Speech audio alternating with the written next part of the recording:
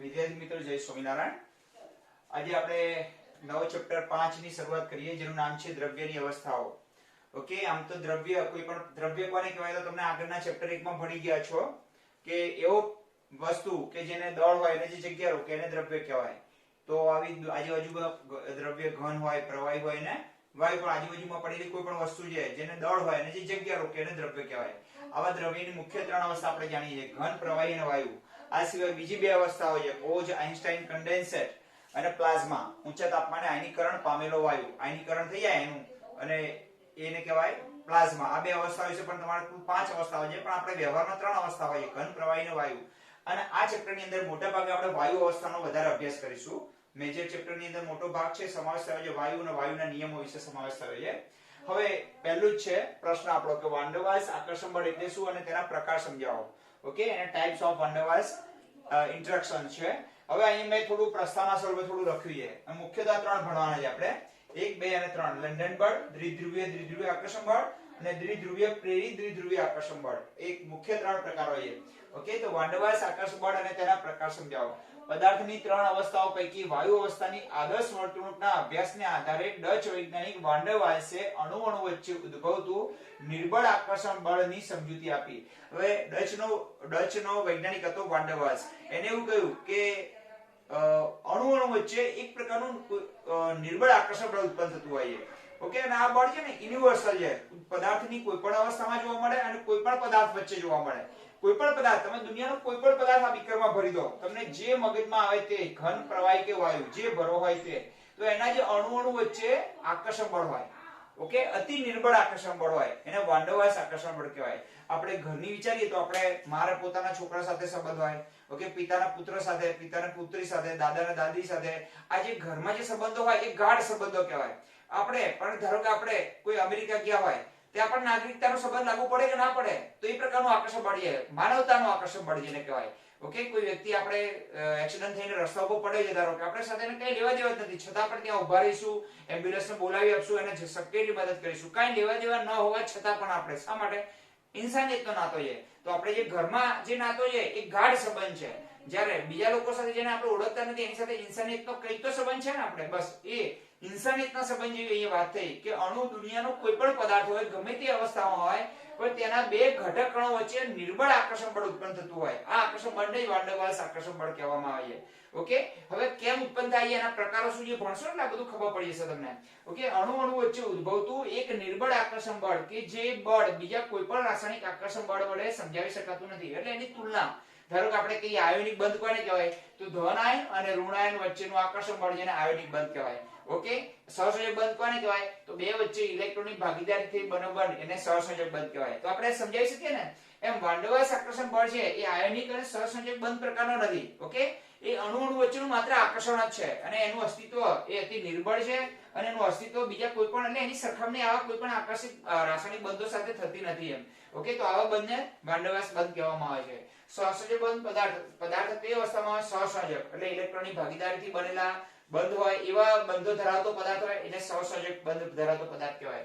કે આયોનિક બંધ ધરાવતો પદાર્થ હોય, જેમ કે મીઠું, મીઠામાં આયોનિક બંધ જોવા મળે, ઓકે, અને ક્લોરીનમાં સહસંયોજક બંધ બનાવે, તો પદાર્થ સહસંયોજક બંધ ધરાવતો હોય કે આયોનિક બંધ ધરાવતો હોય તો એના ઘટક કણો વચ્ચે આકર્ષણ બળ જોવા મળે। એ સિવાય ઉપરાંત જોવા મળે આકર્ષણ બળ, વાન ડર વાલ્સ આકર્ષણ બળ। ઓકે, આ બળ સાર્વત્રિક છે, વધુ 4.5 એંગસ્ટ્રોમ સુધી પ્રવર્તે છે।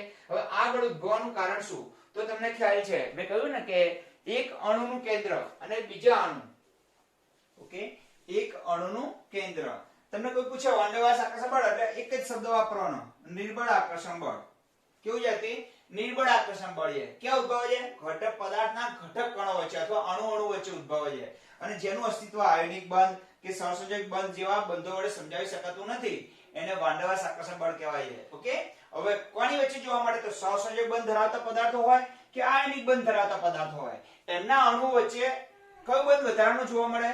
આ પ્રકારનું વાન ડર વાલ્સ આકર્ષણ બળ જોવા મળે। આ બળ તો એટલે યુનિવર્સલ બધે જોવા મળે, જેમ ગુરુત્વાકર્ષણ દુનિયાના કોઈ પણ બે પદાર્થ વચ્ચે જોવા મળે એમ આ બળ પણ કેવું છે? સાર્વત્રિક છે, બધી જગ્યાએ જોવા મળે। કેટલા એંગસ્ટ્રોમ સુધી પ્રવર્તે? 4.5 એંગસ્ટ્રોમ સુધી જોવા મળે। અને આ બળ ઉદ્ભવવાનું કારણ શું? માનો કે ટોપલી છે, એની અંદર ઘણા બધા અણુ હોય, તો એક અણુનું કેન્દ્ર હોય અને એના બાહ્યતમ કક્ષાના ઇલેક્ટ્રોન હોય, ધારો કે બીજા અણુનું કેન્દ્ર અને એના બાહ્યતમ કક્ષાના ઇલેક્ટ્રોન હોય ને, તો બહારના આનું કેન્દ્ર અને આના ઇલેક્ટ્રોન અને આનું કેન્દ્ર અને આના ઇલેક્ટ્રોન વચ્ચે જે આકર્ષણ ઉત્પન્ન થાય, ઓકે, પોતાના ઇલેક્ટ્રોન માટે તો આકર્ષણ હોય, પણ આ કેન્દ્રના બહાર બાજુના અણુના ઇલેક્ટ્રોન માટે અને આના કેન્દ્ર એની બાજુના અણુના ઇલેક્ટ્રોન માટે જે આકર્ષણ હોય, આવા આકર્ષણના કારણે આ પ્રકારના વાંડવાસ આકર્ષણ બળ ઉત્પન્ન થતા હોય છે. ઓકે, એટલે કહ્યું ને અણુ અણુ વચ્ચે પ્રવર્તતું અતિ નિર્બળ આકર્ષણ બળ, અને આ આકર્ષણ બળ છે એ આ આયોનિક બંધ છે, સહસંયોજક બંધ છે, એના વડે સમજાવી શકાતું નથી. ઓકે, અને છેલ્લે એના કુલ 3 પ્રકાર છે: લંડન બળ, દ્વિધ્રુવીય બળ અને દ્વિધ્રુવીય પ્રેરિત દ્વિધ્રુવીય બળ. હવે આ બળની વિશે આપણે ડિટેલમાં સમજવા મળીએ. આ ત્રણે ત્રણ ઇન્ડિવિડ્યુઅલ પૂછાઈએ કે વાંડવાસ આકર્ષણ બળો સમજાવો, તેના પ્રકાર જણાવો અને તેમાંથી લંડન બળ સમજાવો. આવી રીતે ટૂંકનો 100% પૂછાતી હોય છે. ઓકે, આપણે જોઈ લઈએ ને. જો મિત્રો તમારો સિલેબસ કેટલો કપાઈને તમને આજે મેં એક મૂકી હશે, તમને ખ્યાલ આવી ગયો હશે કે ગવર્નમેન્ટે કોવિડ-19 ની પરિસ્થિતિને ધ્યાનમાં રાખી તમારા સિલેબસમાંથી કેટલોક સિલેબસ ઓછો કરી નાખ્યો છે. પણ હું તો એવું માનું છું કે તમને બધું ભણવા માંગુ છું, કારણ કે તમારે જો આગળ જઈને નીટ કે સારી કોમ્પિટિટિવ એક્ઝામ આપવી હોય તો તમારી પાસે બધું જ નોલેજ હોવું જરૂરી છે. બરાબર? એટલે આપણે તો પૂરો કોર્સ ભણવા માંગીએ છીએ, તમને કશું જ કાપકૂપ કરવા માંગતા નથી. પછી કારણ કે વચ્ચેથી કંઈ કાપી નાખીએ એટલે એમાં મજા ના આવે તમને સમજવાની કે ભણવાની. અમને પણ ઓકે, તમને સમજાવવાની અને અમને ભણવાની, તમને સમજવાની મજા ના આવે. ઓકે, હવે એના પહેલું જ છે આપણે લંડન બળ અથવા એને વિસર્જન બળ પણ કહેવાય છે. તો ટૂંકમાં આના કુલ 3 પ્રકાર હતા: લંડન બળ, પછી દ્વિધ્રુવીય આકર્ષણ બળ અને દ્વિધ્રુવીય પ્રેરિત દ્વિધ્રુવીય આકર્ષણ બળ. એમાં પહેલું સમજીએ આપણે કયું? લંડન બળ.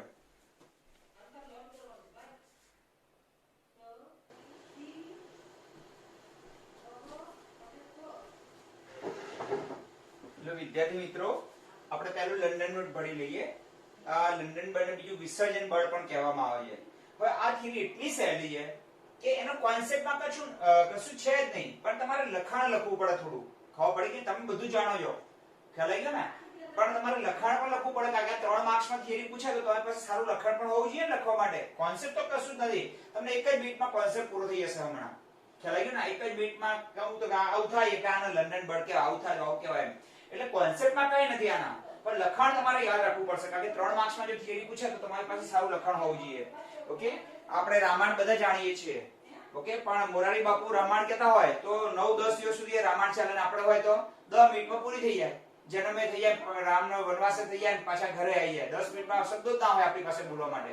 ખ્યાલ આવી ગયો? અને ઓલો તો રામનો જન્મ થવાનો હોય તો સવારથી ચાલુ કર્યું હોય મોરારી બાપુ ભાષણ, ત્યારે સાંજે સુધી ચાલતો હોય ખાલી જન્મ રામનો.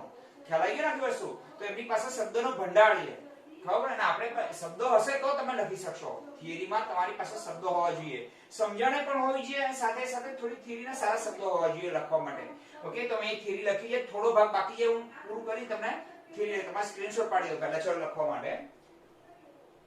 ઓકે, ચલો. હવે લંડન બળ કોણ કહેવાય? કે આ પ્રકારનું બળ કોણે ઉદ્ભવે?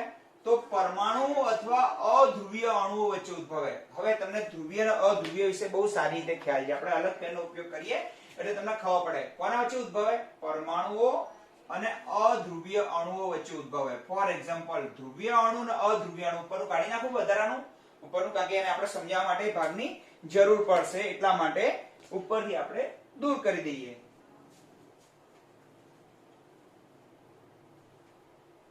ચલો હવે ધ્યાન આપજો.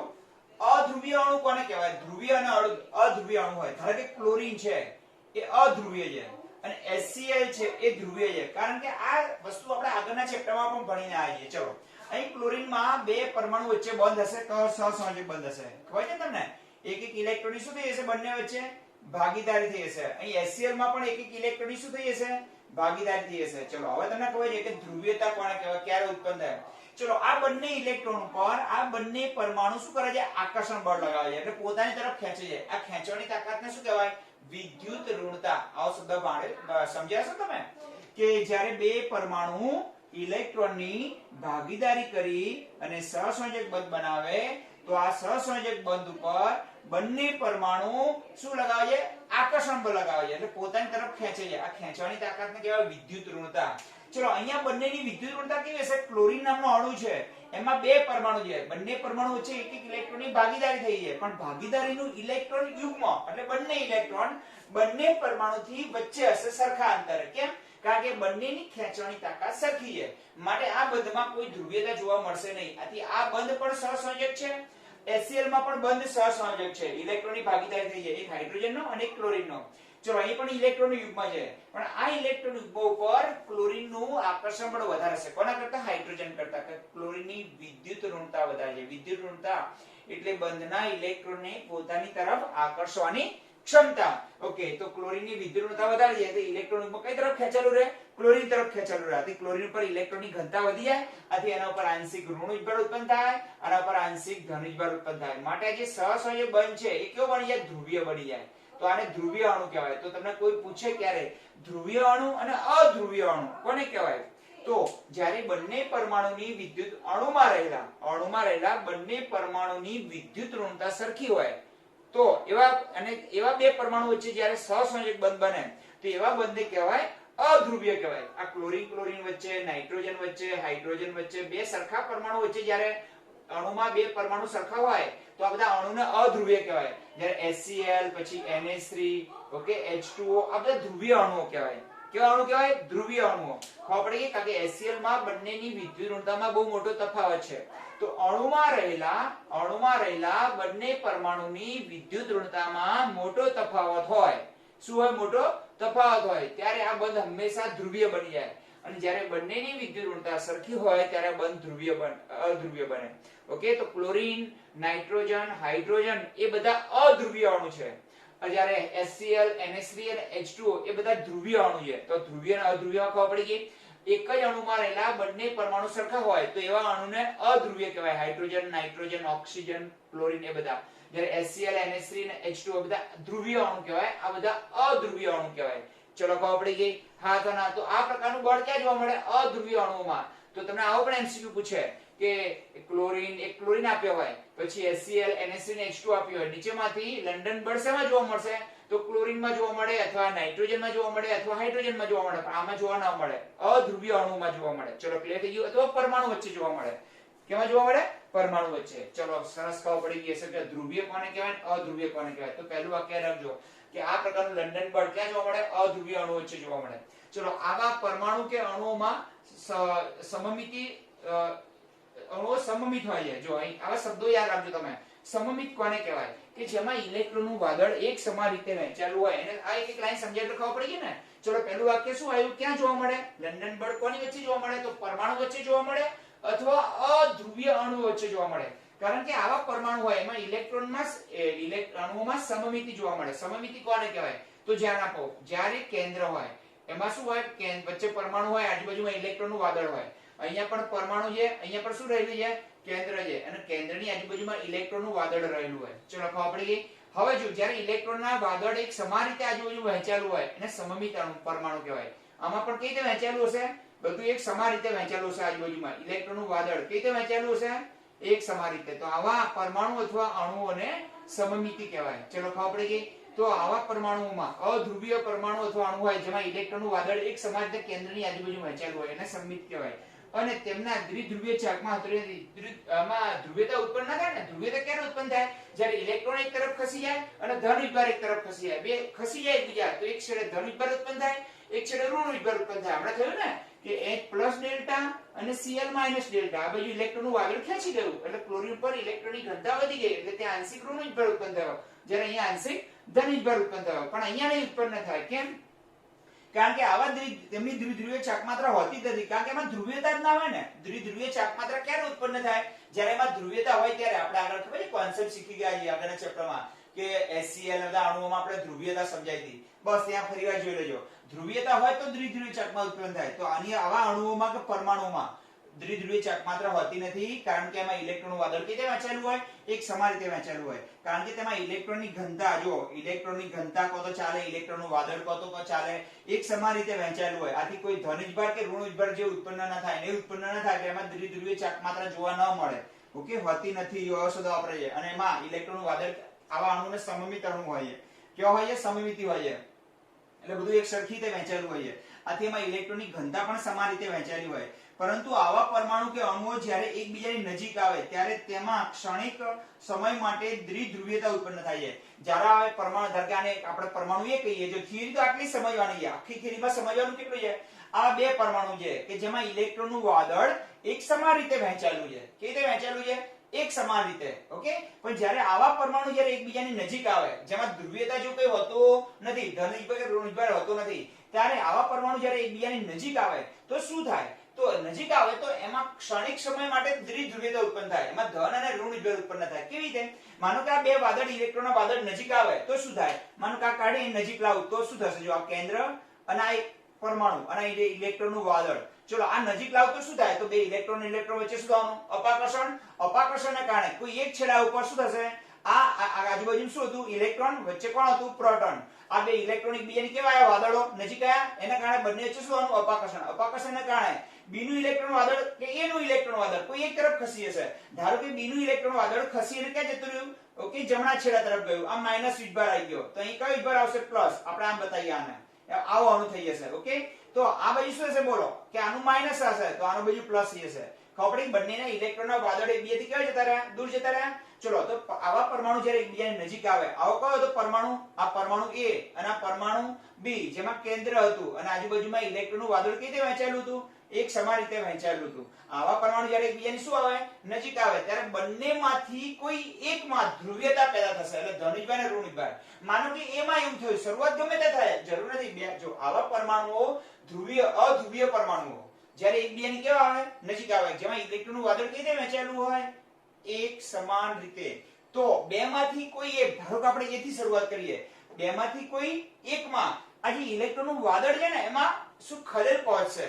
આથી કારણે એના કોઈ એક છેડા પર ઇલેક્ટ્રોનની ઘનતા વધી જશે. માનો કે આ પ્રોટોન આ બાજુ આવી ગયા અને ઇલેક્ટ્રોન આ બાજુ આવી ગયા, તો આમાં પણ શું થશે? કે એના પ્રોટોન આ બાજુ રહેશે અને ઇલેક્ટ્રોન આ બાજુ રહેશે. તો આમાં શું ઉત્પન્ન થઈ? ધ્રુવીયતા. અને એની અસર ક્યાં પડશે? પરમાણુ B ઉપર. પરમાણુ B માં પણ કેન્દ્ર અને આજુબાજુ શું હતું? ઇલેક્ટ્રોન હતા. ઓકે, આના કયા છેડા ઉપર? જમણા છેડા તરફ ઇલેક્ટ્રોનની ઘનતા વધી ગઈ. ઘનતા વધી જવાના કારણે આના ઇલેક્ટ્રોન કયા છેડા તરફ જતા રહેશે? ઓકે, એના જમણા છેડા તરફ. ઇલેક્ટ્રોન આ બાજુ આવી જશે, પ્રોટોન આ બાજુ. તો આમાં ધ્રુવીયતા ઉત્પન્ન થઈ, એની અસર ક્યાં પડી? B ઉપર પડી. આ બંને ધ્રુવીય બની ગયા અને પછી બંનેના અસમાન ધ્રુવો વચ્ચે શું થવાનું? આકર્ષણ થવાનું. અને આકર્ષણને કહેવાય લંડન બળ. પણ ક્ષણિક સમય માટે કહેવાય. જો આ બે પરમાણુ દૂર જતા રહે તો પાછા હતા ને એમને પ્લસ અને આવું બની જશે, હતું એમને. ચલો, ખબર પડી ગઈ કે ના ખબર પડી ગઈ? ચલો, ક્લિયર થઈ ગયું? બસ આટલું સમજવાનું છે કે બેમાંથી કોઈ એકમાં ક્ષણિક ધ્રુવીયતા ઉત્પન્ન થશે. ચલો, ક્લિયર? જો અહીંયા મેં આકૃતિ દોરી છે, ફરતી પર તમને સમજાવું. આ બે પરમાણુ છે, આ પરમાણુ 1, આ એનું કેન્દ્ર, આ પરમાણુ B, આ એનું કેન્દ્ર. ચલો, એમાં ઇલેક્ટ્રોનનું વાદળ કેવી રીતે વહેંચાયેલું છે? એક સમાન રીતે. આમાં પણ કેવી રીતે વહેંચાયેલું છે? એક સમાન રીતે. જ્યાંથી એમાં કોઈ ધ્રુવીયતા જોવા મળતી નથી, ધન વિભાર કે ઋણ વિભાર જેવું કંઈ જોવા મળતું નથી. આમાં પણ જોવા મળતું નથી. આને આપણે A કહીએ અને આને B કહીએ. આવા પરમાણુ જ્યારે અધ્રુવીય પરમાણુ જ્યારે એકબીજાની શું આવે? નજીક આવે, તો બેમાંથી કોઈ એકમાં, ધારો કે A માં શું થશે? ખલેલ પહોંચશે એના વાદળમાં. બંનેના ઇલેક્ટ્રોનના વાદળ નજીક આવે એટલે અપાકર્ષણ થાય. આથી કોઈ એક છેડા તરફ, એના કોઈ એક છેડા તરફ, માનો કે જમણા છેડા તરફ ઇલેક્ટ્રોનની ઘનતા વધી ગઈ, તો એના પ્રોટોનનો ધન વિભાર કઈ બાજુ ખસેશે? ડાબા છેડા તરફ. આથી એમાં શું ઉત્પન્ન થઈ? ધ્રુવીયતા. એમાં ઉત્પન્ન થયેલી ક્ષણિક ધ્રુવીયતા કામચલાઉ ધ્રુવીયતા કહેવાય. એની અસર ક્યાં પડશે? B ઉપર. તો B માં પણ ધ્રુવીયતા પ્રેરિત થશે. આની કારણે આમાં જોવા મળશે. આનો જે વધુ ઇલેક્ટ્રોન ધરાવતો છેડો છે એની પર પાછી અહીં ઘનતા ઓછી જોવા મળશે અને એની વિરુદ્ધ બાજુ ઘનતા વધુ જોવા મળશે. તો આમાં પણ ધ્રુવીયતા શું થઈ? પ્રેરિત થઈ. આ બંને એકબીજાની નજીક આવ્યા. બેમાંથી કોઈ એકમાં ખલેલ પહોંચી, એના વાદળમાં જે સમાન રીતે વહેંચાયેલું હતું એ વાદળમાં શું પહોંચી? ખલેલ પહોંચી. આથી વાદળ કોઈ ઇલેક્ટ્રોન વાદળ કોઈ એક તરફ ખસી જાય છે. માનો કે કયા છેડા તરફ ખસી ગયું? જમણા છેડા તરફ. તો એના ડાબા છેડા તરફ ઇલેક્ટ્રોનની ઘનતામાં ઉણપ થશે. માટે આ પરમાણુ કેવો બની ગયો? આ ધ્રુવીય બની ગયો. કેવો બની ગયો? ધ્રુવીય. એની અસર ક્યાં પડવાની? પરમાણુ B પર. પરમાણુ B તો સરસ રીતે વાદળ વહેંચાયેલું હતું, પણ આમાં ધ્રુવીયતા ઉત્પન્ન થઈ. આથી જે છેડા તરફ ઇલેક્ટ્રોનની ઘનતા વધુ હોય એના એ છેડા તરફ પરમાણુ B માં શું જોવા મળે? એના જે છેડા તરફ ઇલેક્ટ્રોનની ઘનતા વધારે હોય એ છેડા તરફ પરમાણુ B માં ઇલેક્ટ્રોનની ઘનતા ઓછી હશે અને વિરુદ્ધ છેડા તરફ વધારે હશે. તો આમાં પણ શું ઉત્પન્ન થાય? ધ્રુવીયતા. આમ બંને પરમાણુ ક્યાં બની ગયા? ધ્રુવીય બની ગયા. અને પછી એના બંનેના અસમાન ધ્રુવો વચ્ચે શું થાય? આકર્ષણ થાય. અને આ આકર્ષણ બને લંડન બળ કહેવાય. તો આપણે શુદ્ધ ભાષામાં કહીએ તો બે અધ્રુવીય પરમાણુનું એકબીજાની નજીક આવવું. જો સાંભળજો, બે અધ્રુવીય પરમાણુનું એકબીજાની નજીક આવવું, બેમાંથી કોઈ એકના ઇલેક્ટ્રોનના વાદળમાં ખલેલ પહોંચવી, ખલેલ પહોંચવાને કારણે એ પોતે ધ્રુવીય બની જવો, એ ક્ષણિક ધ્રુવીય બને એની અસર પરમાણુ B પર પડે. આથી B પર પણ ઇલેક્ટ્રોનનું વાદળ છિન્ન ભિન્ન થઈ જાય, એ પણ ક્ષણિક ધ્રુવીય બની જાય અને પછી બંનેના અસમાન ધ્રુવો વચ્ચે આકર્ષણ થાય. તો આવા પ્રકારના બળને લંડન બળ કહેવાય. કે રીતે પહેલા અને આ કેમ ક્ષણિક સમય માટે હોય? કારણ કે જો પાછા પરમાણુ એકબીજાથી દૂર જતા રહે તો હતું નહીં ને થઈ જાય. આથી આમાં કામચલાઉ ધ્રુવીયતા ઉત્પન્ન થાય છે અને આથી કામચલાઉ બળ ઉત્પન્ન થાય છે. જો પાછા દૂર જાય તો હતું નહીં રિવર્સ થઈ જાય, પાછા નજીક આવે તો આવા ઇલેક્ટ્રોનના બે ધ્રુવો બની જાય અને પાછા બંને વચ્ચે આકર્ષણ થઈ જાય. તો આ પ્રકારનું જોવા મળે તો એને કહેવાય તો અધ્રુવીય પરમાણુ હોય. જો શોર્ટ ફોર્મ આખી થિયરી બોલું, બે અધ્રુવીય પરમાણુ હોય, બંનેને ઇલેક્ટ્રોન વાદળ એક સમાન રીતે વહેંચાયેલું હોય, ઓકે, બંને સંમિત અણુ હોય અથવા પરમાણુ હોય. આવા બે પરમાણુ જ્યારે એકબીજાની નજીક આવે તો બેમાંથી કોઈ એકના ઇલેક્ટ્રોનના વાદળમાં ખલેલ ઉત્પન્ન થાય. આથી એમાં કામચલાઉ ધ્રુવીયતા ઉત્પન્ન થાય.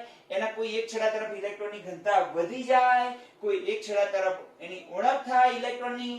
આથી એમાં કામચલાઉ ધ્રુવીયતા ઉત્પન્ન થાય. એની અસર પરમાણુ બી ઉપર પડે. બી માં પણ કામચલાઉ ધ્રુવીયતા ઉત્પન્ન થાય.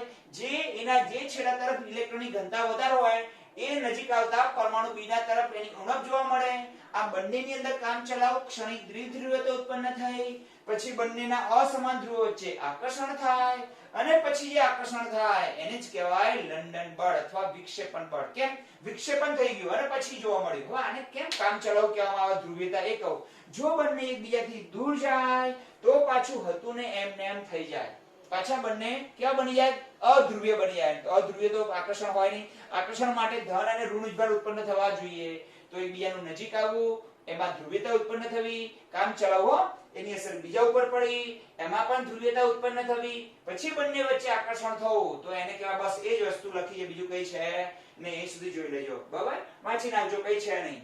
બરાબર, એના કરતા અહીં સમજી લો. હવે વાંચવું એટલા માટે કે તમારી પાસે સારી થિયરી લખવા માટે લખાણ હોવું જોઈએ. ખબર પડી? ચલો, બે અધ્રુવીય પરમાણુ હોય, બંનેનું ઇલેક્ટ્રોનનું વાદળ એક સરખી રીતે વહેંચાયેલું હોય, બંને અધ્રુવીય હોય. જ્યારે આવે બંને પરમાણુ એકબીજાની નજીક આવે તો બેમાંથી કોઈ એકમાં, શરૂઆત બેમાંથી કોઈ એકમાં, બંનેમાં સાથે નહીં થાય. બેમાંથી કોઈ એકમાં, ધારો કે પરમાણુ એમાં ઇલેક્ટ્રોનનું વાદળ એક સમાન રીતે વહેંચાયેલું હતું, એમાં ખલેલ ઉત્પન્ન થઈ. તેના કોઈ એક છેડા ઉપર ઇલેક્ટ્રોનની ઘનતા વધી જાય, બીજા છેડા ઉપર એની ઉણપ થાય. આથી એમાં કામચલાઉ ધ્રુવીયતા ઉત્પન્ન થાય. એની અસર પરમાણુ બી ઉપર પડે.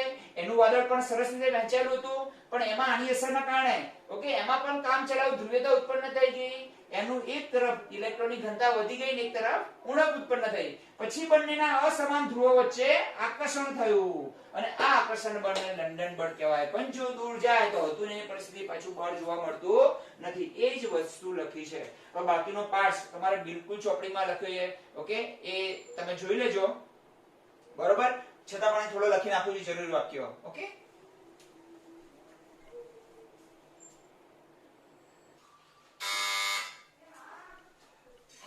હા મિત્રો, જે આગળની લંડન બળ હતું એની થિયરીનો જે થોડો બાકીનો ભાગ હતો પોર્શન એ મેં લખ્યો છે. મેં કહ્યું હતું તમને કે સારી થિયરી સમજણ સાથે સારી થિયરી લખાણ પણ હોવું જોઈએ. હવે આ બળનો પ્રસ્તાવ સૌપ્રથમ કોને આપ્યો હતો? જર્મન ભૌતિક શાસ્ત્રી ફ્રિટ્ઝ લંડને આપ્યો હતો. એટલે આ બળની સૌપ્રથમ ઓળખ, પ્રસ્તાવ એટલે ઓળખ અથવા એની જાણકારી ફ્રિટ્ઝ લંડન. આથી તેને કયા નામથી ઓળખાય છે? લંડન બળ તરીકે પણ ઓળખાય છે. તેનું બીજું નામ છે વિસર્જન બળ. કેમ વિસર્જન બળ? કારણ કે બંનેનું જે ઇલેક્ટ્રોનનું વાદળ હતું એ જ્યારે આવા બે પરમાણુ એકબીજાની નજીક આવે છે તો વાદળમાં શું પણ થાય છે? ખલેલ અથવા વિસર્જન થાય છે. માટે એને વિસર્જન બળ પણ કહે છે. આ બળોની પારસ્પરિક ઉર્જા એટલે બંને વચ્ચેનું બળનું પ્રબળતા, પારસ્પરિક ઉર્જા એટલે પ્રબળતા, બે પારસ્પરિક ક્રિયા કરતા કણો વચ્ચેના અંતરના છઠ્ઠા ઘાતના વ્યસ્ત પ્રમાણમાં હોય છે. અહીં ધ્યાન રાખજો. હવે આ બળની પ્રબળતા, બળ કોના ઉપર ડિપેન્ડ કરે? તો બેના અંતરના છઠ્ઠા ઘાતના વ્યસ્ત પ્રમાણ. ધારો કે A અને B, ઓકે, એમની વચ્ચેનું જેટલું અંતર વધુ હોય, નીચેનું અંતર શું હોય? વધારે હોય, એટલું આ બળ કેવું આવવાનું? ઓછું આવવાનું ને. તમે જો નીચેનું પદ વધતું જાય, અંતર વધતું જાય, એમાં ગુણોત્તર કેવો આવે? ઓછો આવે ને. એ ધારો કે આપણે 100 ભાગ્યા 50 કરીએ અને 100 ભાગ્યા બીજા 100 કરીએ તો અહીં જવાબ કેટલો આવવાનો? 2 આવે. તો અહીં કેટલો આવે? 1 આવે. તો નીચેનું પદ જેમ વધતું જાય એમ જવાબ કેવો થતો જાય? ઓછો થતો જાય ને. તો એમની વચ્ચેનું અંતર જેટલું વધારે, બે વચ્ચેનું અંતર જેટલું વધારે એટલું આ બળની પ્રબળતા ઓછી. પણ કોના પર ડિપેન્ડ કરે છે? અંતરના ષષ્ઠઘાતના વ્યસ્ત પ્રમાણમાં હોય છે આ બળની પ્રબળતા. ઓકે, એટલે જેટલું અંતર વધારે એટલું આ બળની પ્રબળતા ઓછી. જે આ રે બે કણો વચ્ચેનું અંતર છે. આ બળો બહુ ઓછા અંતર, લગભગ 500 પિકોમીટર અથવા 4.5 એંગસ્ટ્રોમ સુધી પ્રવર્તતા હોય છે. ઓકે, એટલે જોવા મળે છે. ઓકે, એથી વધારે અંતરે આ બળ જોવા મળતું નથી. અને આ બળની માત્રા, ઓકે, બીજી કોના પર ડિપેન્ડ કરે છે? કણની ધ્રુવીભવનીયતા પર ઉત્પન્ન કરે છે. ધ્રુવીભવનીયતા કોને કહેવાય? તો ઇલેક્ટ્રોન નું વાદળ કેટલું વિક્ષેપણ પામે છે એને કહેવાય ધ્રુવીભવનીયતા. ઓકે, ઇલેક્ટ્રોન નું વાદળ કેટલું વિક્ષેપણ પામે છે એને કહેવાય એની ધ્રુવીભવનીયતા. ખ્યાલ આવી ગયો ને? ઓકે, પોલરાઇઝેશન પર ડિપેન્ડ કરે છે. તો આ બળની માત્રા કણની ધ્રુવીભવનીયતા પર આધાર રાખે છે. જેટલું વિક્ષેપણ વધુ થાય એટલી પ્રબળતા કેવી હોય? વધારે હોય. ઓકે, અને વિક્ષેપણ જેટલું વધારે એટલું જ એનો ધન વિભાગ અને ઋણ વિભાગની વહેંચણી વધારે હોય, એટલું જ આકર્ષણ કેવું થાય? વધારે હોય. તો આ બળની માત્રા ધ્રુવીભવનીયતા પર ડિપેન્ડ કરે. 5 એંગસ્ટ્રોમ સુધી પ્રવર્તે છે. ઓકે, આ બળની પ્રબળતા ક્યાં સુધી? આ બળ નું પારસ્પરિક ઉર્જા એટલે એમની વચ્ચેની જે બંને વચ્ચેની ઉર્જા, આ બળની ઉર્જા એ બંને વચ્ચેના અંતરના સહસ્ત્રાંશના વ્યસ્ત પ્રમાણમાં હોય છે. ઓકે, એનું બીજું નામ છે વિસર્જન બળ છે ને લંડન બળ કહેવાય. આખું વસ્તુ લખી નાખવાની. ઓકે, શોર્ટ ફોર્મમાં કહીએ તો બે અધ્રુવીય પરમાણુ એકબીજાની નજીક આવે, બંનેમાંથી કોઈ એકના ઇલેક્ટ્રોન વાદળમાં ખલેલ પહોંચે, આથી એમાં કામચલાઉ ધ્રુવીયતા ઉત્પન્ન થાય, એની અસર બીજા ઉપર પડે, એમાં પણ કામચલાઉ ધ્રુવીયતા ઉત્પન્ન થાય, પછી બંનેના અસમાન ધ્રુવો વચ્ચે આકર્ષણ થાય, તો એને લંડન બળ કહેવાય. ઓકે, ચલો જય સ્વામિનારાયણ.